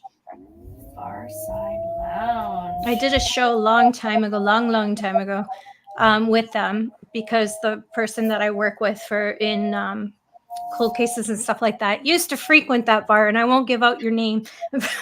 But, yeah. So anyways, we had them on the show, and the experiences they had, you would love it. Like glasses moving right in front of you while you're there in this pool. They don't wait. They don't care what time of day it is, right? Because we're talking about old cowboys kind of stuff. That's awesome. Yeah. And there's so much footage on it. It's unbelievable. Oh wow, I'd love to go to Colorado. We like to travel. We do. We love it. Yeah. Well, the good thing about Colorado is that there's so many places you can go to within the state because it's so large and all that nature. You're going to be picking up a lot of stuff. Just be careful because they're open carry. Things like that. Bigfoot. They're open carry. It's unlike something, I can't say the word, but they're open carry. It's not something we can do in Canada. So. Oh, gotcha. Yeah. I see. Yeah. Yeah. Rain. Sadly, that's an issue. Yeah. Wayne says, and what first I have to say, because I'm with Wayne, only 20 chairs. He says, are you serious? I'm going to say, who are you kidding? It's not me. We love Michelle. We love Michelle, but Michelle loves chairs. Old chairs. Old chairs, yeah. I'm surrounded. Yeah. They're everywhere. I can't on a help it. throne, so yeah. Could But be she worse. is the queen of the dark side, so. It could be worse. Wayne says, and then there was the case of the demon face looking out of a TV that wasn't plugged in. It was in an old funeral home turned restaurant bar, and Michelle was there for that one. Sister Wives, Colorado. We filmed ET Canada there, actually, at that time. And I brought my sister with me, who's extremely, I want nothing to do with this, but I really dig ET Canada. I will be a spare. I'm like, okay. So there was some of the crew, because we also had a camera crew there, and I was being interviewed by the ET Canada people, and I come in and I come back and everybody is like white and just frozen. And my sister is just like I don't know everybody else, but I know my sister. And she said, and I knew what was in the house. And she said, they had a big screen TV, it was unplugged. The whole place had been winterized. The heat wasn't on. There were no lights, nothing. I wanted it cold, middle of February. I said, don't touch anything. Yeah. It was a big old Edwardian mansion that was a funeral home for over 30 some odd years. And there's a long backstory with it. So anyway, I come out and she said to me, she said, something walked like it was in the television. It stopped. And it turned around and it looked at us like this. And she goes, the closest I could think of, it would be like like the Lord of the Rings type Gollum type, because and nobody would, like, everybody was just sort of frozen. But I believe my sister, because she was just like terrified. This friggin' thing better not follow me home. So it was interesting. It was probably one of the most interesting places. Used to call the house, used to call even my cell phone, which is hard to catch a signal, like that's something that's not a landline. And it would leave like messages, and I sent them off for analysis, and they just like came in at such a low octave. They're like, it's not human. Wow. What? And growlies. I got hours of EVPs from that place. Growlies. You could just call. She would just call me and said, use your cordless, because it would hit the frequency on the cordless phone, and it would just, all this crazy stuff would come through. And don't do it without Michelle if you're thinking about it. Yeah, it was crazy. You got on the phone, she goes, you wouldn't believe it, but the whole floor just shook. Meanwhile, something was all growling. I'm like, I freaking believe it. Yeah, you walk into a place like that, you better know what you're doing. Yeah. I heard her one time going down the old servant stairs, and she goes, I have to catch the mail guy. I got to just drop this off. I'm going to put the phone down right here. I'm like, okay, whatever. I'm on the other end. I don't know where you're putting down the phone, but that's okay. and all of a sudden, the dog started going. She had a couple of Chihuahuas and a big Doberman, and they were just losing their bloody mind. And I could feel something touch the phone, and it picked it up. And it's the first time anything's communicated with me that way. And it called me an F&C. And the best I could come up with was, you're such a potty mouth. That's the best I could freaking do in that circumstance. And I'm like, potty mouth? Seriously. Tough guy over here. Potty mouth. Anyway, and then it growled at me, and it went, I was just like, okay. Oh, and I heard her coming back up the stairs, and she goes, what was the commotion with the dogs? I'm like, never gonna believe it. It was just crazy. And then that thing started, like, must have had the signal or something after that, and it would just start calling. I'd pick up the phone and be all growling, and I'd be like, after a while I'm like, yeah, okay, whatever. It was just repetitive, but it was interesting. I would go over, and her little granddaughter, who was like 3 at the time, would ask to be picked up, and I'd pick her up, and she'd point, and I'd say, okay, show me. And she would point, and she could see it all the time. wow. Yeah, it's crazy. Kids see everything. So that was a fun place. That is a fun place. I know. Don't go without Michelle.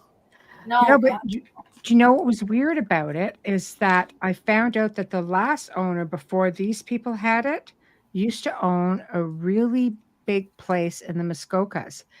And he used to get drunk, and he'd hang out with my former husband's relatives, because they would all frequent there. All the celebrities would go to this place, right? And he would get drunk and tell people about, because he was a funeral director. He goes, oh yeah, my first wife's still in that house. Because apparently, like, there's a long story about bodies being left and not being buried and walled up, and it was crazy stuff. And honest to God, man, I spent the next year. Am I looking for a body? Well, she's still in that house because she disappeared. Oh my God. Never found her. I know. He did time at Kingston Penitentiary. I know. Wow. I can't say names, obviously, but weird how that connection was, right? Like, right. Yeah. So I know. Kingston's haunted. I love You think? They use it to film Mayor of Kingstown, because it's actually written by a Canadian in collaboration with Taylor Sheridan, who does Yellowstone and all those great shows, right? Yeah. So I can't remember what streaming service it's on, but it's worth watching. It's so well done, and some of it's filmed in Hamilton, and Toronto, and they film a lot in Detroit, and they film in Brantford, which could go on for days about Brantford. But anyways, yeah. So you see these familiar spots, and I can't remember his name. I think it's Hugh Dillon. He actually played on, my gosh, so many shows. Sons of Anarchy. He played on Yellowstone, and he was also on Flashpoint. which was the police drama, the SIU in Toronto, and they filmed in Toronto. So he wrote this story because he grew up in Kingston, and it used to be called Kingstown. It's a really cool show, but you have to like the cops and the gangs and all that stuff. It's that kind of show. Like and so a lot of action. If you like Flashpoint, you'll like this show. The historical places are awesome because you can't just get in there unless you do a tours, but you get to see it on television. But for sure haunted. I mean, been to Kingston, the fort, I mean, everywhere. In fact, you know, we've got chairs that come from the Oddfellows Lodge that were made by prisoners in the early 30s of Kingston Penitentiary as part of the rehabilitation, because the warden and the guards were all Oddfellows. And they're one of a kind. One of them, it takes like 4 people to lift it. Wow. They're really old. They're just beautiful. But I mean, they didn't mess around. But the workmanship is amazing. Yeah. So little piece of history anyway, you know. But what I'm going to do now is put your picture back up. And chairs, Wayne. Beautiful. Cheers. So what is funny about all right? I promise. Just saying, it's been a while. He hasn't mentioned it. Gosh, man, could be worse. I could collect weird. Well, I could collect spirits. In Michelle's defense, she has got rid of a lot of them. So, and the couches. Yeah, we had 10 of those. They were like 8 feet long. Wow. Yeah, about 300 on Saturday, pounds. We're doing the paranormal investigation at the Thunder Bay Museum. Yes. Which used to be the police station. Yes. Which has been extremely haunted for us every time we've been there. And there's chairs in the basement. And every time you put a K2 or REM pod, millimeter, whatever, they just go nuts in the basement on the chairs. Yeah. Wow. Are they for sale? No. Wayne, sorry, I had to. I had to. So that's actually very cool that you can investigate it. Like the people within your community seem to be very open to having you guys come in and investigate. Sometimes, especially with establishments like that, you would think that they'd be like they would not want the stigma of it. Right. Yeah, I think they're starting to see like the value. I think of being publicized. Right. You know, some people don't want to be known as a haunted location, but it does draw a certain type of crowd. I think if your establishment is known as haunted. Right. Yeah. I would agree with you. You know, just thinking though, like of more official, you know, type places. Like we stopped. You know, we stopped just investigating one place because they didn't want the stigma after a while.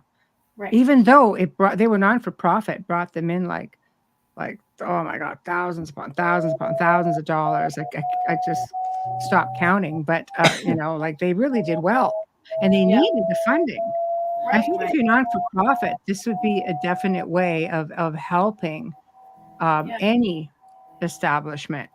But when you mentioned the police, I'd be kind of like, is it still a police station?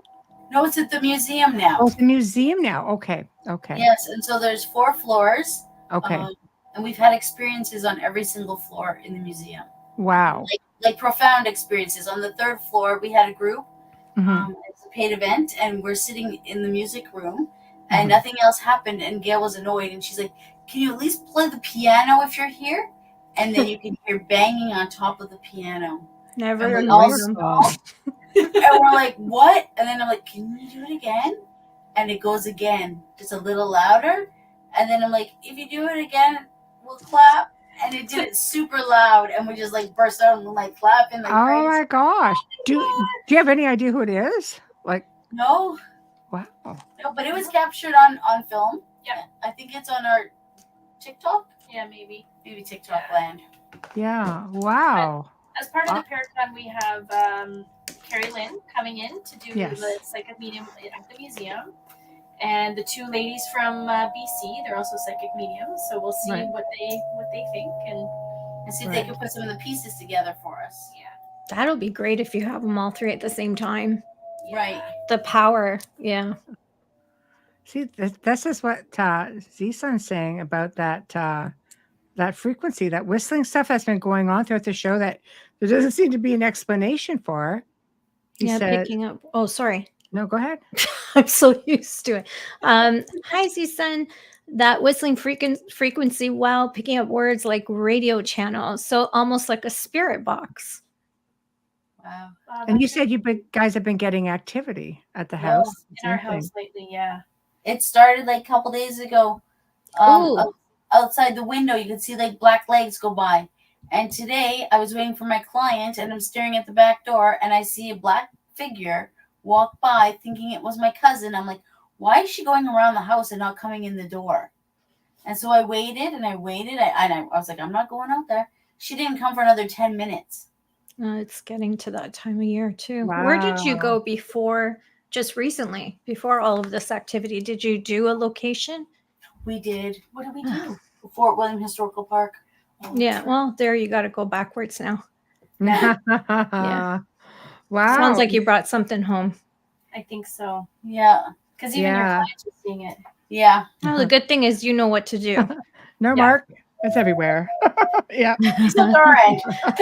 I know. You're welcome. Mark's probably thinking, oh my God, it's like 3 o'clock in the morning here. What's happening? Worse now. Yeah. Trooper. Awesome. Wow. Well, guys, thank you. So the website, where can they go to get tickets and so on? How can they find you? How can they everything? Yep. Promote. Yep. So www.lakesuperiorparacon.com is where you can get all the information and all the ticket types and pricing. And you can also find us on Facebook. So we have Lake Superior Paranormal Convention on Facebook. We have Lucky Paranormal on Facebook. We have 2 different groups, one that's public and one is that private. So feel free to join both. And we just and we have YouTube channel Lucky Paranormal where you can see all the videos that we've talked about tonight. Good. TikTok, Instagram. Well, yeah, everywhere pretty much. I'll find you on TikTok. I think I am. I gotta look and see I if I have am the following websites, you. including the Paranormal Convention on the Outer Realm YouTube. So they can go right into the description and link to all of that right there. Yes. So so this way they can find it. And hopefully people will be able to make the trek up. Still early enough in the season. I don't think they're going to hit any inclement weather, but because it's up there. Good till end of Halloween, end of October. Yeah. Then you might get snow. I've been there in October. It was beautiful. It was just beautiful up there. Yeah, it's great. It's a great place to be. So Okay, I'm following you. Lucky changing color then. Lucky_paranormal. Yes. That's the right one. Okay, got you. I know I've seen your videos because I repost a lot of the paranormals if I think they're really good. And I know I've seen them because I try to give support to anyone who's on TikTok because it's hard with the paranormal. But yeah, definitely. I don't really share TikTok. I go on there for fun. Right, we go on for bird videos usually. I go on there to watch the on social media of any sort. So no, I'm up all night. So if if I can't focus, I'll go on TikTok and watch the old Italian grandmas cooking with their grandkids. I love stuff. It it brings back memories of my mom. But my schedule says no. So that's that. But anyway, thank you guys so much for joining us. Best of luck with the convention. This is number 1 for you guys, and I guess it's going to start being a yearly thing. Hopefully. Yeah. Let us know how it went. It was such a pleasure today. Thank you. Thank you so much for having us. We really appreciate it. Oh, pleasure. It was a lot of fun. It was a lot of fun. Thank you for sharing your stories and your cool pictures. And let us know how the convention turns out. Take lots of pictures. We'll check your Facebook pages. Thank you. Thanks. All right, guys. Good night. Good night. Be safe. Yeah. Well, guys, we have come to the end of another fantastic segment. Don't know what the freaky noise was. There doesn't seem to be any kind of explanation for it. They have tried to get off the air, come back on, but whatever it was, it stuck with them. Maybe it's just something that's followed through. I have no clue. All I know was definitely not from our end. And with that being said, enjoy. Sometimes maybe you pick up this that was a strange noise, but sometimes people go in and they'll find something else in the background. If you could just listen to the reruns, like we don't know. We've had people pick up crazy things on these shows, so anything is possible. But thank you all for tuning in. Big thank you to the ladies from Lucky Paranormal. Please check out Lake Superior Paranormal Convention if you can manage it. It's up there. They've got great guests. Looks like it's going to be a lot of fun. Places to see and investigate. And I know, if I could do it, I would definitely do it. It's a great place to be. So big thank you to Folgers Coffee, Justin Snickers, Steve McGinnis. We appreciate you all so very much. Tomorrow night's going to be a lot of fun because we welcome back our dear friend, special guest, Michael Carter. You all know him from Ancient Aliens.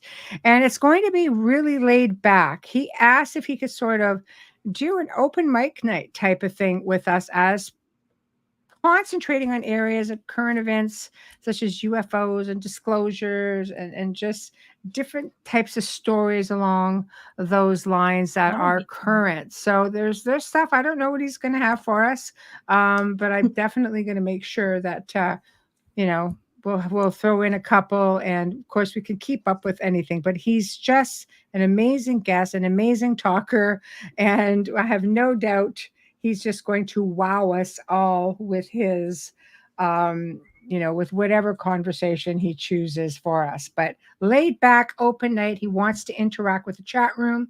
So please make sure that you are here. Get your questions ready, and let's have some fun. So we'll see you all tomorrow evening. Good night.